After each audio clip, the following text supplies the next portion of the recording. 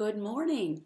I'm Casey Durango of Go Keto with Casey, and I talk about how I've lost 97.4 pounds since starting the ketogenic diet, and I like to talk with other people about how they might be able to lose weight, improve their health, and regain control of their lives. So thank you for allowing me in on this Saturday morning. At least it's Saturday morning where I am. If you are seeing this after about 11:45 a.m. Eastern time on Saturday, it is not live. Thank you very much. I'm going to trust that you can see me. I never know. Please let me know if you cannot hear me. It's always a question. I'm going to wait for someone to say, hey, I can hear you. And I'm going to start talking.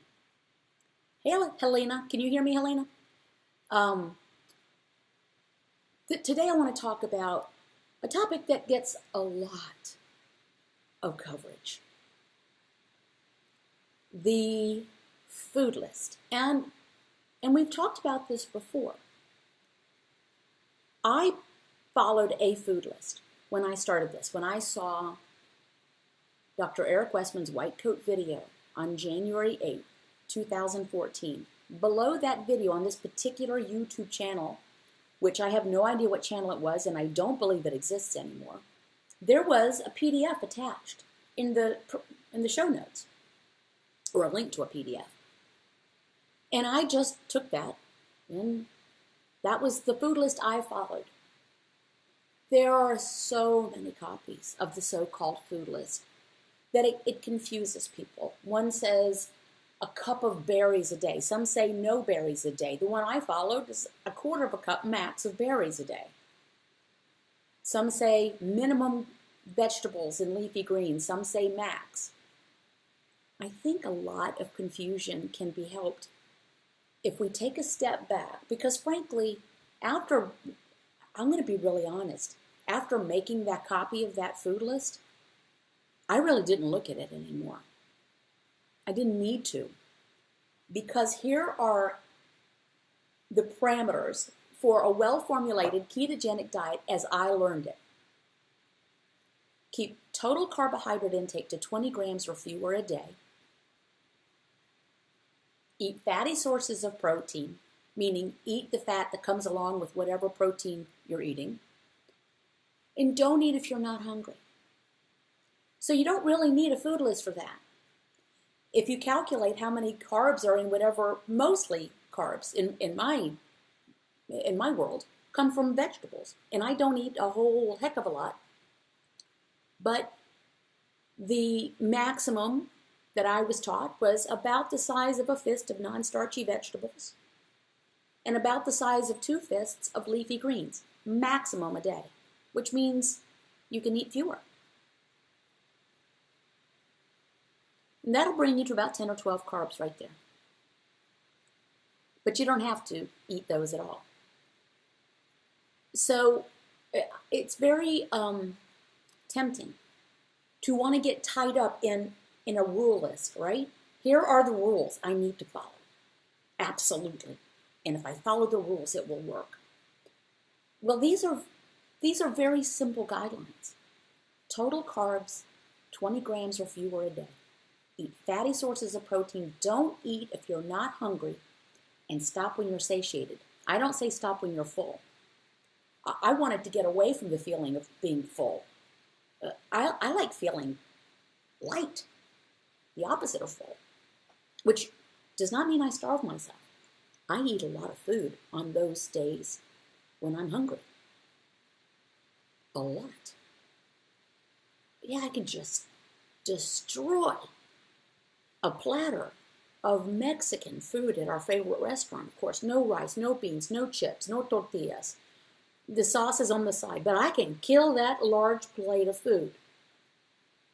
And my husband and I we each got a double bacon cheeseburger from Five Guys all the way with extra everything. Ate every bit. I was hungry. I was inside out hungry. Then yesterday I wasn't so hungry. So anyway, the food list. Find one that makes sense to you, but really, a good source if you're trying to calculate how many carbs to have. How many carbs are in, use your, pick your thing, Brussels sprouts. You can use apps, MyFitnessPal. Be careful. Some of that information is input by users, so it might be suspect. A really good source is the USDA food database. And I know some people say, oh, well, let's not listen to the USDA. That they got us in trouble. The database is not a list of recommendations. It's a database. It's scientific information, and they get it down to the gram. And they get it down to how many carbs, how much water, how much protein, how much fat, how much sodium, how much vitamin A. So if you go to the USDA food database, and I don't remember the URL, but just Google USDA food database, get there, and I still check it. So, keep your carbs 20 grams or fewer a day, eat fatty sources of protein. So what does that mean?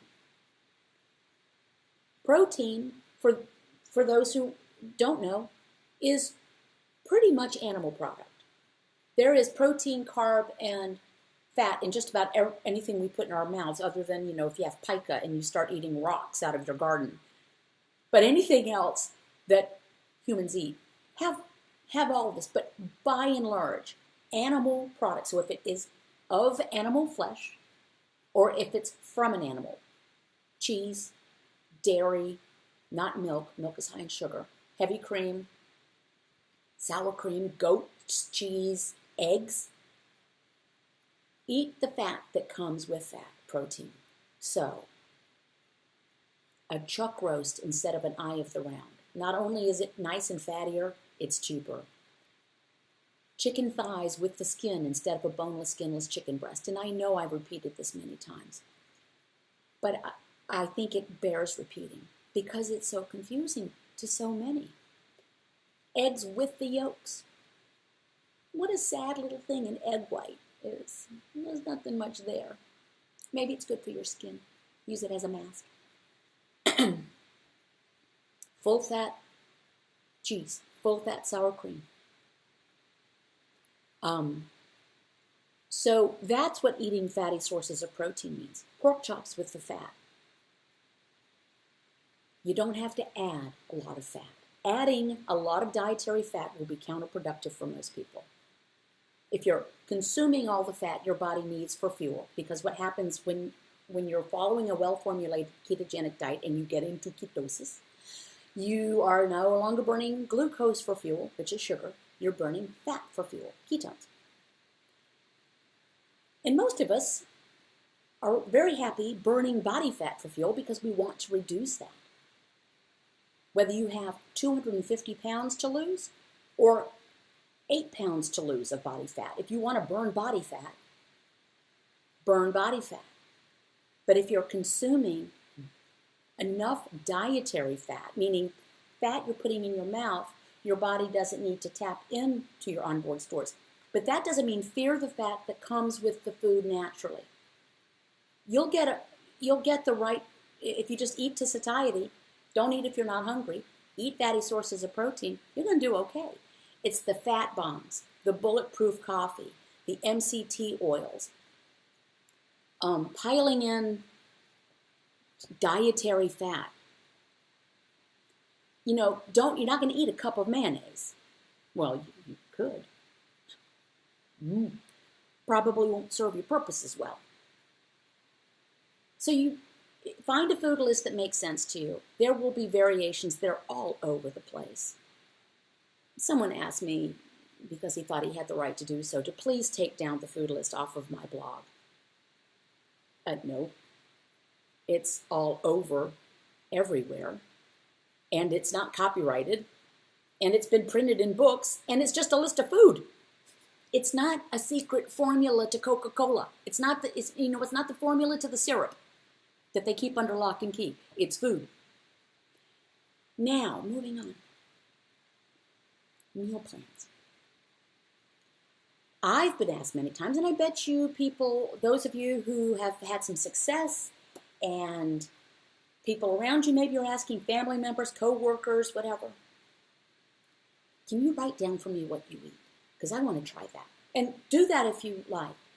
I've been asked, and there are places you can sign up for meal plans, the ketogenic meal plan.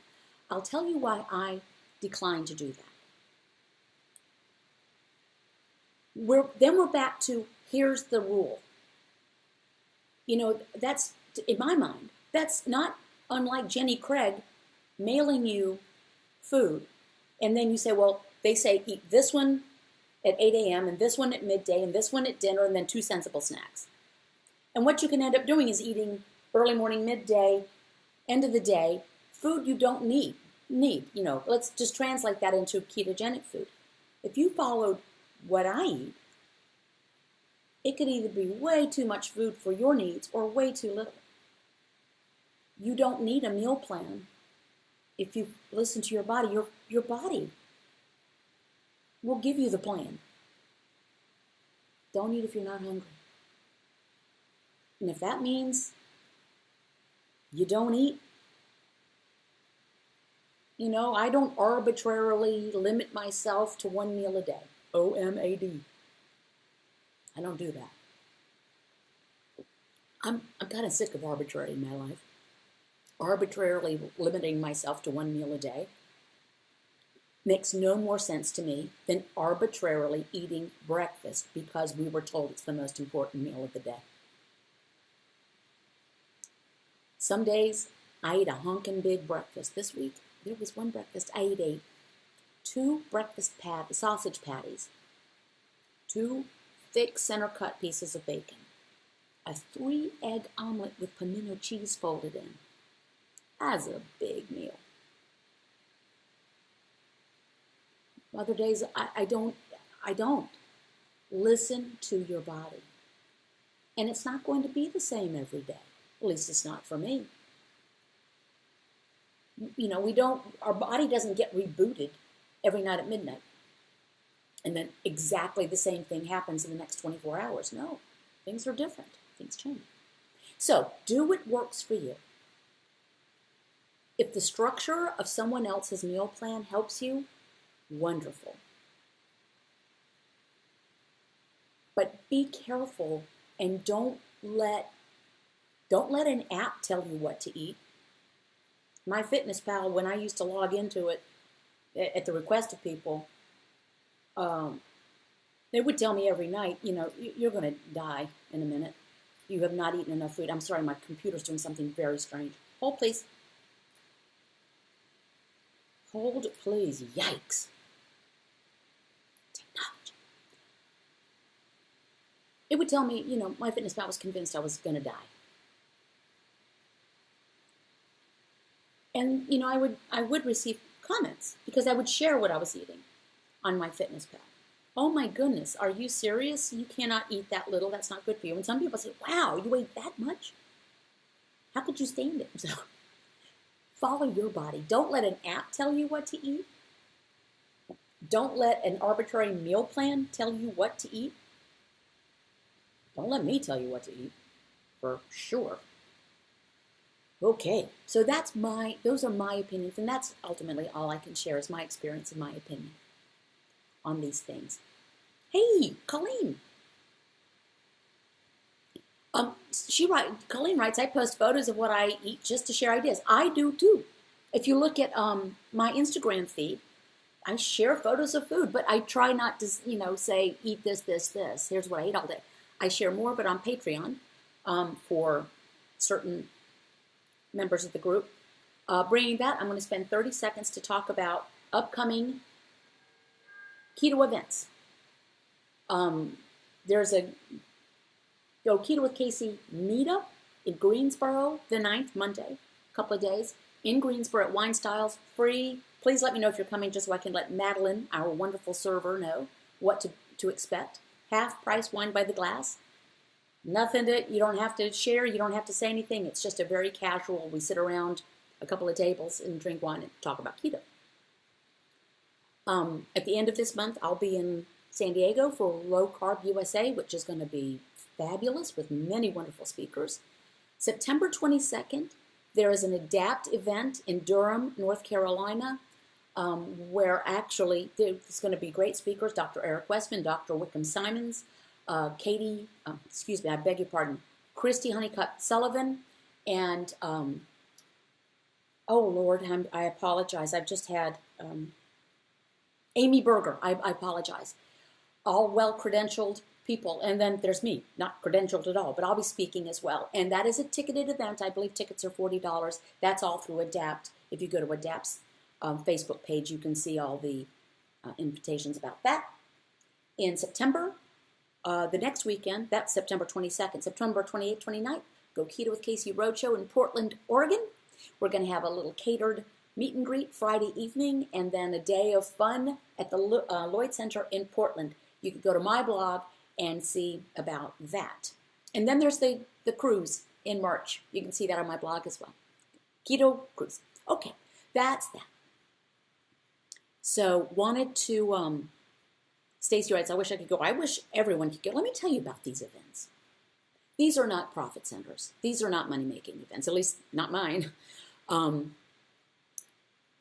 There is so much value, and my friend Cindy really hit the nail on the head with this.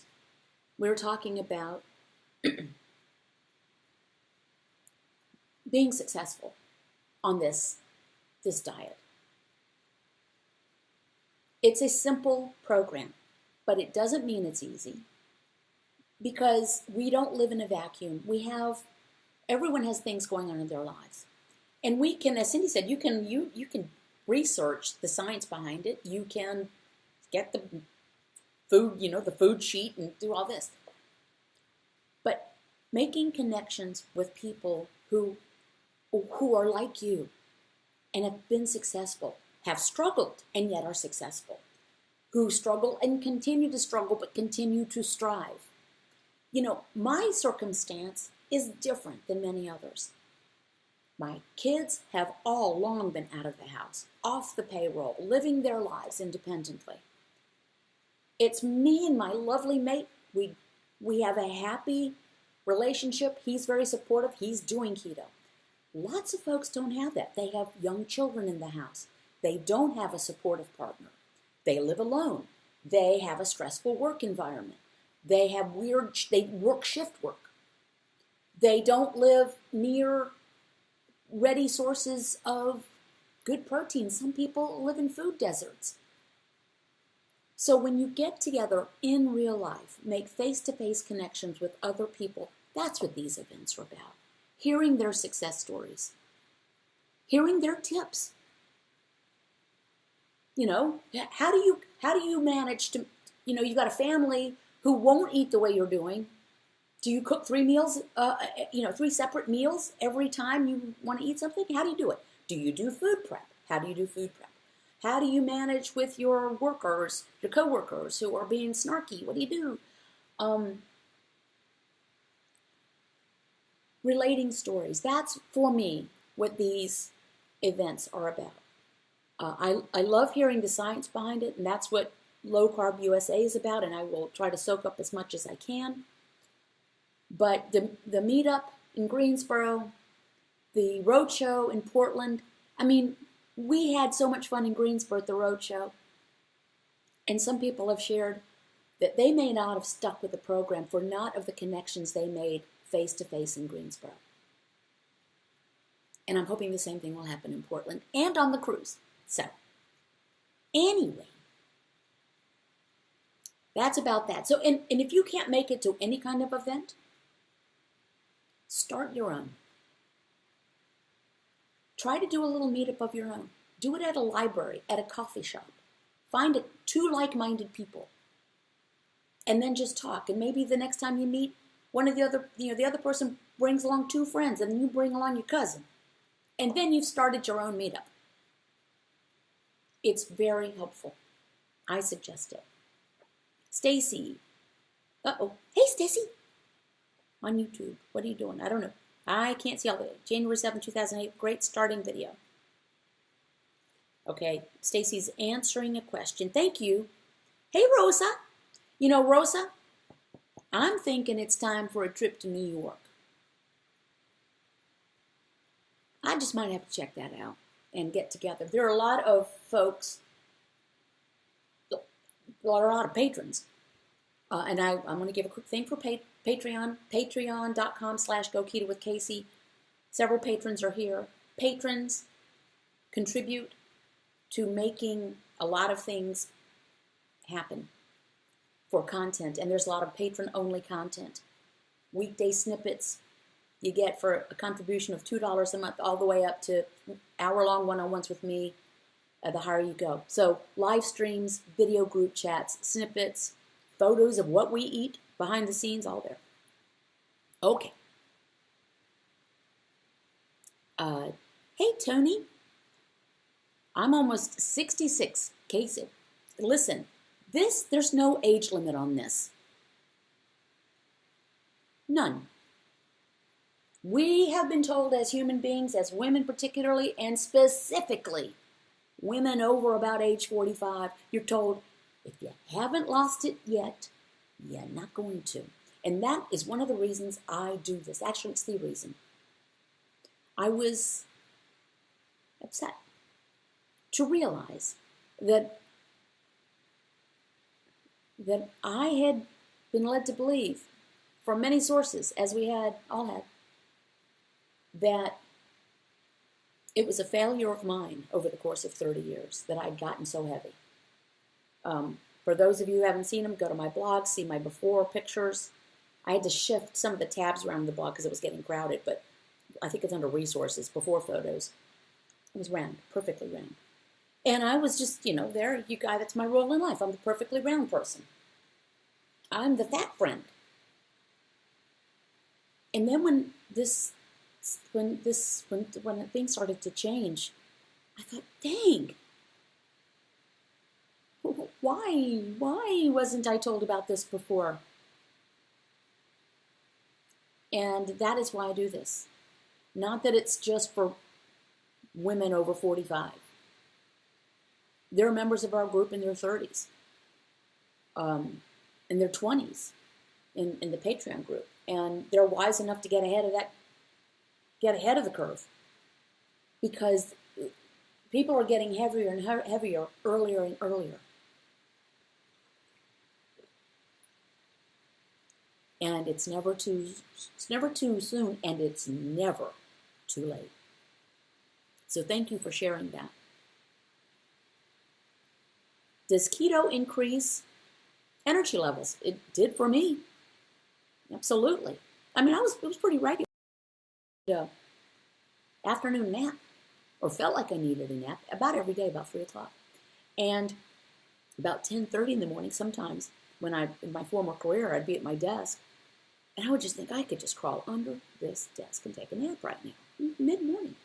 Not anymore. I don't know when I'm taking a nap.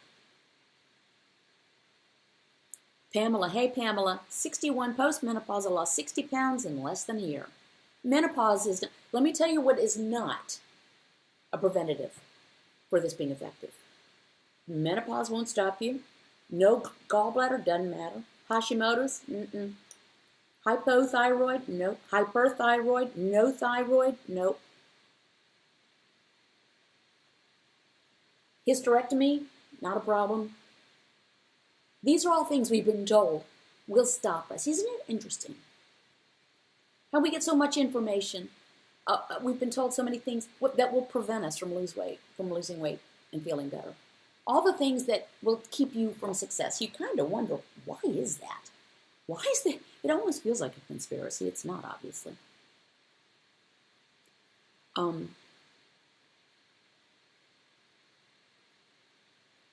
Rosa writes, I always thought I was destined to be tired all day long. Huge difference in energy level.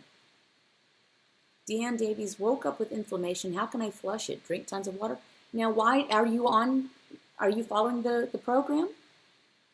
Did you possibly have some carb creep? We discussed this on a live stream, or a group chat, I think it was, a couple of days ago. It can go from, I'm fine, to a little bit of extra carbs, and Colleen will break out in eczema the next day. Some people, a little bit of extra carbs, all of a sudden they need their rescue inhaler for asthma again. A little bit of extra carbs, everything hurts. So watch carb creep. Or sometimes there's just sugar or carbs in foods over which you had no control and you didn't realize it. Denise Coughlin, 3 months medically supervised by Heal Care, feel great, but weight loss is very slow. Intermittent fasting and blood glucose still high. Frustration is real, but I know that carbs are not the answer. Good for you. I'm not a fan of intermittent fasting. Again, arbitrary. Don't eat if you're not hungry. Eat if you're hungry. If I try to arbitrarily fast, for no other reason than weight loss, let me tell you. If I said, okay, I'm not going to eat before this hour or after this hour, and I was actually truly hungry before that hour, all I would do would be thinking about food until, all I have to do is get to 1 o'clock.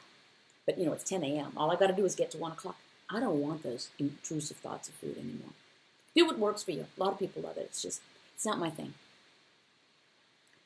Renee Morgan writes, had gallbladder removed and had hysterectomy both in the first year of starting keto, still lost 66 pounds first year. Hey, thank you for sharing that. See? It's easy to think, well, that works for you, but it won't work for me because. And sometimes I think that's, trying to give ourselves an out. And sometimes people just believe that it won't work, but it will. Yeah, and Colleen shares, and Colleen, I hope you don't mind me saying this, but you've been very transparent about it. Yep, sugar brings out my skin issues. Appearance, and it's almost immediate.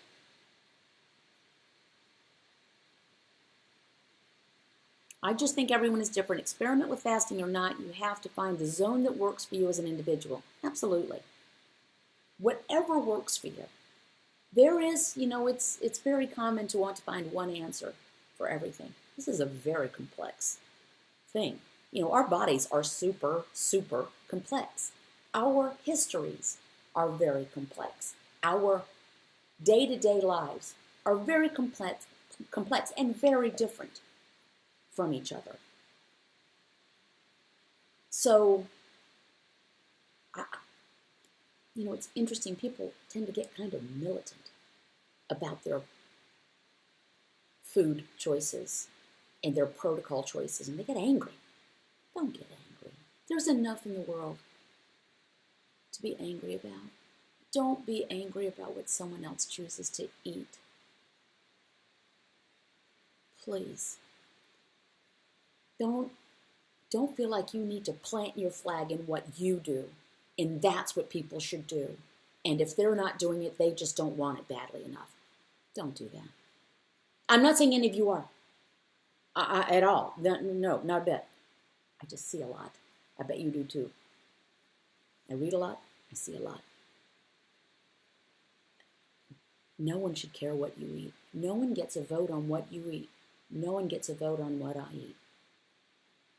No matter how well-intentioned they may be. And don't give a fig, you should pardon the expression, about what someone else does. Share your experience if it works for you. And if asked, okay, that's another big thing. If asked, a lot of us want to offer suggestion. I'm doing this because this is what I do. And I assume that people know enough to simply not listen to me if they don't want my opinion. And I'm good with that. But if no one's asked your opinion, like you're having a conversation about what to do, you don't feel you need to offer it. Particularly about food. Particularly about someone's weight.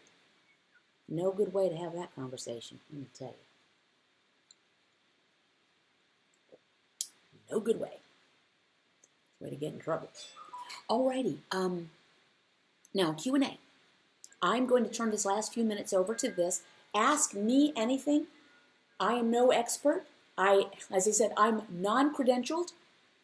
I can give you my experience, my understanding of the science, and my opinions. Ask me anything. I will give you an answer to any question, and sometimes the answer may be, I don't share that information. Okay. Hi, Shelley. Something's drying up. Oh, yes, skin tags. Isn't that interesting? I didn't know that skin tags, and for those of you who don't know what they are, they're these little protuberances that come out of your skin. They're not painful. They're not dangerous. They're just skin tats. They're a symptom of insulin resistance. Didn't know that. Found that out last year from Dr. Westman. Lisa writes, oh, this is going by quickly. My husband had been overweight with high blood pressure for years, on all kinds of meds, and still had high blood pressure. We both went keto 8 weeks ago. We've lost a combined total of 50 pounds. I hope I can get this one back. Dang, it went past. Drat. I can't find it again. Hey, Helena. She's a patron. Been there since the beginning. Almost all the skin tags I had are gone. Isn't that cool? Lori asked, did your LDL numbers go up? Mine have, but my research tells me it's okay. Now, let me tell you what. There are many components to cholesterol. Most doctors, and Helena, who is a nurse, and there are other nurses in the group, correct me if I'm wrong. Most doctors, for one thing, maybe don't know about the different types of cholesterol tests. They just order the test and it comes back with a number. And it might say good cholesterol's this and bad cholesterol's that or whatever. The overall number is essentially useless. It's a mathematical calculation, as Zoe Harcum said, based on 5 factors, 2 of which can't be measured. Here's what you're looking for. And you can get this through what's called an NMR lipid profile. Nuclear magnetic resonance lipid profile. It will give you triglyceride, HDL, small particle size LDL, large particle size LDL, and average size of the LDL. What you're looking for, so forget about the overall number, and even forget about the overall LDL. You're looking for triglycerides and HDL to be as close to the same number as possible. So if triglyceride is 75, you want your HDL to be 75. Ideally, triglyceride lower than HDL. For instance, my triglycerides are 64, my HDL is 98. It's fantastic. Particle size, there's big fluffy LDL and small sticky LDL. Big fluffy LDL is benign and is good. Small sticky, you don't want small sticky, because the small sticky is what gets stuck and makes plaque. Dangerous, danger. So you want more of the big fluffy and very few of the small sticky. For instance, my big fluffy were almost all of my LDL. Ideally, you want your small sticky LDL particle count to be something like, correct me if I'm wrong if someone knows it, something like 543 particles per whatever unit of measure or fewer. So 543 or fewer of the small stickies. Mine were fewer than 90. Honestly, I don't know what my overall cholesterol number was. I think it was 218, but I didn't care. So you might have to ask for that test. But, it's almost and certainly eating a well-formulated ketogenic diet is going to raise your HDL, lower your triglyceride, and help correct your LDL problem. Please explain why we should carbs versus net carbs. I know net carbs is calculated, just wondering how it helps us, etc., eating keto. Is net carb not as accurate? It depends on who you are. Here's a good analogy Dr. Westman used. Net carbs is just subtracting out the grams of fiber. And there's not really great science that probably developed, is my understanding, from the food manufacturers, because there's been low carb times for the last 50 years. Well, eat low carb. So food manufacturers wanted to be able to say their food was lower carb because they said, well, just back out the fiber because it's supposedly not absorbed and goes right through your system and supposedly does not impact insulin. My understanding is that the science on that is sketchy at best. But it's really, net carbs is just eating more carbs. That's all that is, honestly.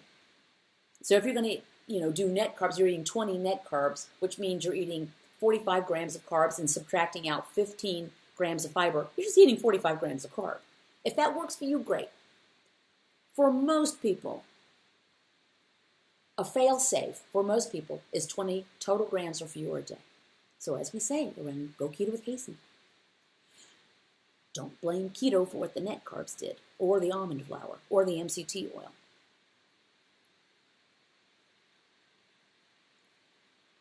Oh my goodness, Kathy, my triglycerides went from 300s to 98. Boom, victory. My HDL's 110, triglycerides 95. Boom, fantastic. I was able to stop using my sleep apnea machine too. That's another thing. GERD, sleep apnea, joint pain, mood leveling out. Okay, and I'm sorry. Bonjour. Bonjour de Québec. Comment ça va? Kitty. Did anyone ask me a question that I didn't see and I didn't answer? Not that I'm the great oracle. Anyone wants to ask me a question. I mean, you can ask me anything. I love not having that mess on my face every night. I bet. I'm a little claustrophobic. That would probably drive me a little nuts. Oh, Kathy writes, that means you can eat only one avocado then? You may eat anything you like. I never eat more than half an avocado, ever. Because they're high in carbs. And they're calorically dense. Ultimately, fuel matters. Yes, I used to have knee injections, but no longer have to, Edna. That's great. Okay, any other questions before I start to wrap up? There weren't really any questions for me. I'm happy to answer. Again, thank you to patrons. Patreon.com, where you can get patron-only content. And there's also a patron-only forum. And I do keep it strictly to patrons only. You know, patrons come and go, and if they go, they're no longer part of the forum. So it's really a great community. And as I've said many times, a lot of these folks don't contribute to Patreon to get access to me, but to get access to each other.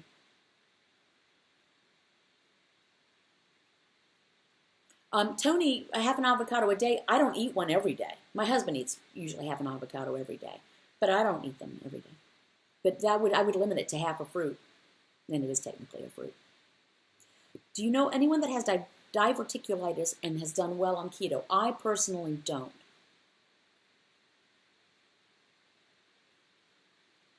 Can't seem to tolerate coconut oil. Should I try MCT? Teresa? Coconut oil nor MCT oil are part of the protocol. That is dietary fat, and you do what you like to do. I don't take, never have taken, can't imagine I would ever waste my money on MCT oil or any other liquid product. Supposed exogenous ketones, at least not for nutritional ketosis. For therapeutic ketosis, where you're trying to treat neurological disorders, the science is ongoing on that. You do what you want to do, but I'm going to say don't do either. Okay, I wonder if people listen to me. Sherry, how do you get your fat in? Sherry, you don't get your fat in. There is not a minimum amount of fat to eat. If you've heard someone say you need X number of grams of fat per day minimum, it's not true. Absolutely, you must have X percentage of fat. No, eat fatty sources of protein. Eat fat that comes with the food you eat. Not added MCT oil, not added coconut oil, not a stick of butter. Eat fat that comes with your meat and poultry and fish and eggs and dairy, and leave it at that. Don't eat if you're not hungry. Stop when you're satisfied. I don't get my fat in. I'm never trying to get in minimum amounts of fat. Fat is calorically dense. There is someone who says get in 200 grams of fat a day minimum, that you have to eat fat to burn fat. That's not really the way it works. It's not the presence of fat that puts you into ketosis and makes you start burning fat for fuel. It's the absence of carbs. It's not the presence of fat. So I was a little strident with my answer, Sherry, but if you listen to me for more than about 8 minutes ever, you'll hear it's not a matter of getting in fat. I don't get in fat. Okay, thank you for sharing, Elaine. Elaine Moore says, I do have diverticulitis and do well. Thank you very much.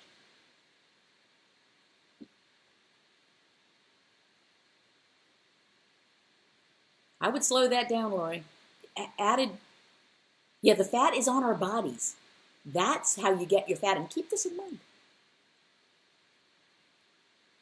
You're burning fat for fuel. And people say, I'm not eating enough. How am I going to get in my food? How am I going to get it in? Your body, by definition, is getting the fuel it needs. By definition, it is consuming the calories it needs. A combination of what you put in your mouth and a combination of what's on your tuchus or your tummy or any of our multiple chins. Our bodies get what it needs if we listen to it. Listen to your body. It knows. It's the absence of carbs. Yes. There are people who will simultaneously say you need to get in plenty of fat and fasting really works. Guess how many grams of fat you're getting in if you fast? 0. Bupkis. None. And guess how many grams of carbs you're getting if you fast? 0. So it's the absence of carbs, not the presence of fat. Jimmy, hey guys, haven't heard from you in a while. How do I, went by too quick. You asked something about how do you figure your cholesterol, and I didn't see the rest of the question. Hey, Helena. Oh, that went by quickly too. Okay, I think I'm doing everything right, but I'm still stalling for weeks, but no gain. We don't call that a stall around Patreon. One of the patrons loved this word. She said she'd been hovering for weeks. Hovering. See, that's a nice word. And a stall is perfectly normal. I've been essentially weight stable for over a year. I would like to lose a little bit more, but it's for vanity. Might have to make that into a t-shirt, eh? It's not the presence of fat, the absence of carbs. Just keep going. Now, make sure, ask yourself these questions. If you're truly doing everything right, are you overeating dietary fat, meaning MCT oil, coconut oil, bulletproof coffee, fat bombs?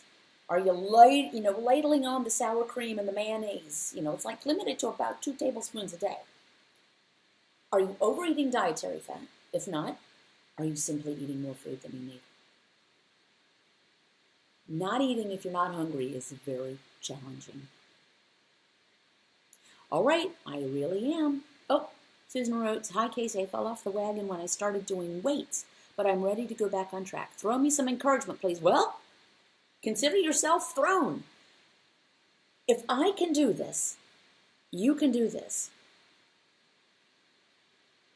And, if you incorporate weight training, or as Helena has done, planks, and she lost like an inch off of her waist, losing no weight, only doing planks, which I keep saying I'm going to do, swear I'm going to do one this afternoon.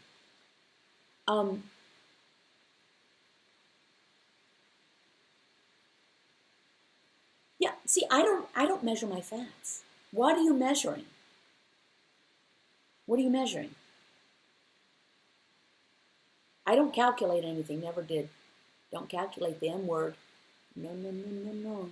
That's a slippery slope. What was the cholesterol test again called?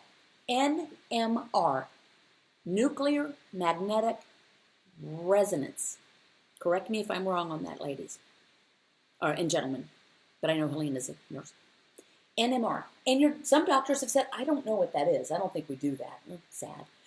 And they may say, well, we're going to have to charge you for it. Well, the last time I had it done, it was $26. I paid for it. I wanted to know. Because that information was news I could use. Helena writes, olive oil on your salad is fine. You just don't need to try to add extra fat just for the purpose of getting more fat. Precisely. Thank you. Thank you, Helena. Thank you. It's just not gobs of fat. Just eat like a human being.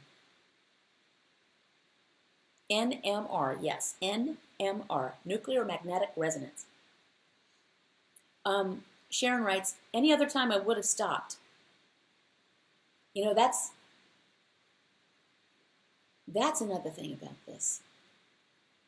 Even if the scale is hovering, when you look back and realize how differently you feel, how different your life is, how you weigh less than you did this day a year ago. By the way, I weigh 2.4 pounds less than I did this day a year ago. I love it when that happens. When you realize that you're not having to wear your CPAP machine, that you realize that you're not taking antacids for GERD, when you realize that you can stand up from the sofa and your back doesn't hurt, when you realize that you haven't taken a nap in a month, you know, the number on the scale becomes kind of less of a thing. Yeah, we like it to move. But don't we want to feel better? That's what this is about. Okay. Melanie Baker, what if the doctor won't do the NMR? You know, there are places you can get online labs. Maybe someone can have a recommendation. LabCorp will do it. You go, you have some blood drawn, you drop it off, do it yourself. Or just realize that this is going to be better for you. Now, the first 6 months, those numbers may actually go up as your body's mobilizing fat cells for fuel. There's not just fat in those cells. There are triglycerides. There are hormones. There's all sorts of things. And so you can kind of have a flush of increase in those, but it balances out. Phyllis writes, I'm losing weight but have no energy at all.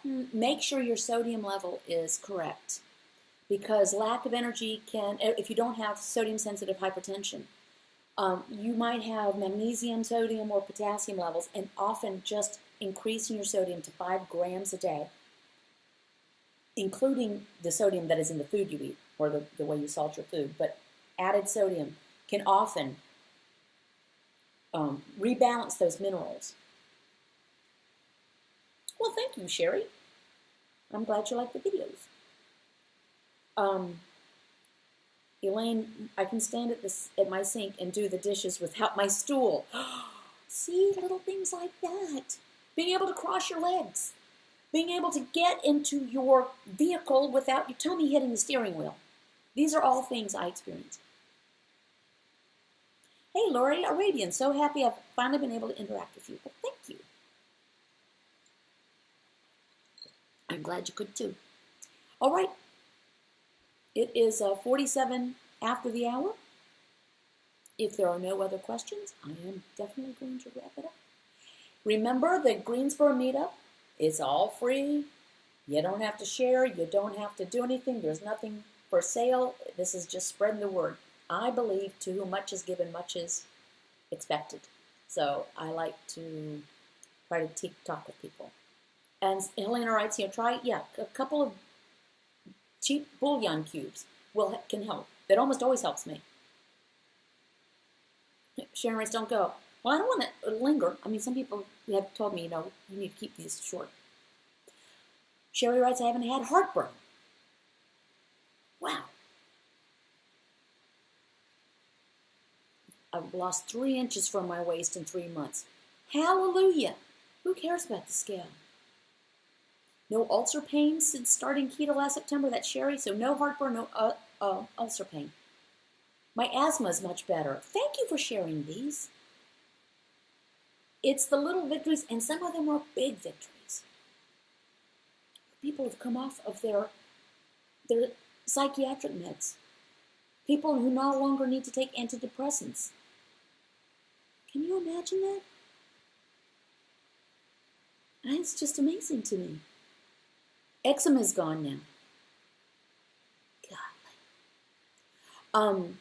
Okay, so meet up on Monday the 9th in Greensboro if you're near Wine Styles. Please do let me know so I can let Madeline know how many people may show up. But, if you don't, just show up anyway. I might see some of you in San Diego at the end of this month at Low Carb USA.